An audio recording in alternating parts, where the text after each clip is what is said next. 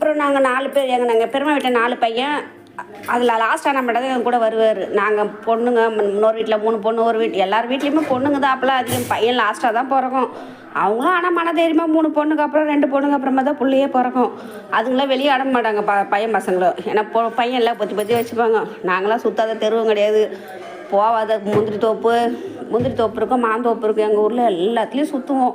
நாகமரம் ஊர் ஃபுல்லாக நாகமரம் தான். நாகப்பழம் சீசன் லீவ் விட்டாங்கன்னா தெருவாக நாகப்பழம் குண்டா பொறுக்கின்னு வந்து பங்கஜன்னு சொல்லிட்டு பக்கத்து தெருவில் இருப்பாங்க. அவங்க அப்பா பெரிய ஒரு தென்னை மரம் ஆகிட்டு தொட்டக்கொம்பு வச்சுருப்பாரு.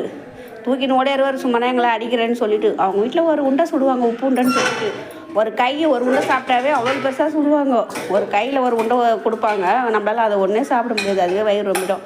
எங்களுக்கெல்லாம் பாடிக்காடு கட்டப்பா எங்கள் சுரேஷ் அண்ணா தான். எங்கள் அண்ணா அஜித் மாரி அழகாக இருக்கும். எங்கெல்லாம் கூடுக்குன்னு ஒரு சைக்கிளில் 5 பேர் 6 பேர் தான் ஜாலியாக அந்த சைக்கிளில் ஏறிக்கின்னு எங்கள் அண்ணன் கூட ஊரை சுற்றிக்கின்னு. அப்போலாம் யாருன்னா இறந்துட்டா 3 சினிமா போடுவாங்க நைட்டு ஃபுல்லாக. தெருவா போய் அந்த சினிமாலாம் நிறைய பார்த்துக்குவோம். ரோட்லேயே படுத்துக்கின்னு பாய் பெட்ஷீட்டு எல்லாத்தையும் எடுத்துன்னு போயிடுவோம். ஆனால் இப்போலாம் சின்ன பசங்களை எவ்வளோ பேர் எவ்வளோ வன்கொடுமைலாம் பண்ணுறாங்க, எவ்வளோ தொல்லைலாம் தராங்க. உண்மையாக எங்கள் வாழ்க்கையில் நாங்கள் அந்த மாதிரி மனுஷங்களை ரொம்ப சந்தித்ததே கிடையாது. இவ்வளோ பேர் நாங்கள் பொம்பளை பசங்க 10 பசங்க மேலே போவோம்.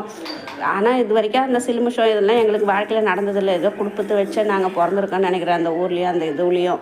ஆனால் நிறைய பேர் ஒரு சில ஆண்டிலாம் அப்போது சொல்லுங்க, இங்கே தொட்டான்னு சினிமா தேட்டரில் எங்கள் ஊரில் ஒரு சினிமா கொட்டா இருக்கும். அதில் கூட இப்போ நிறைய பேர் சொல்லுவாங்க. ஆனால் எவனோ ஒருத்தர் அது மாதிரிலாம் இருந்துருக்குறான். ஆனால் எங்கள் வாழ்க்கையில் அதுமாரி நடக்கலை. ஜாலியாக நாங்களாம் சுற்றிக்கின்னு அண்ணன் தங்கச்சின்னு அப்போலாம் ஜென்ஸு பையன்னா வேறுபாடே கிடையாது. ஜாலியாக சுற்றிக்கின்னு இருப்போம் தெருவாக.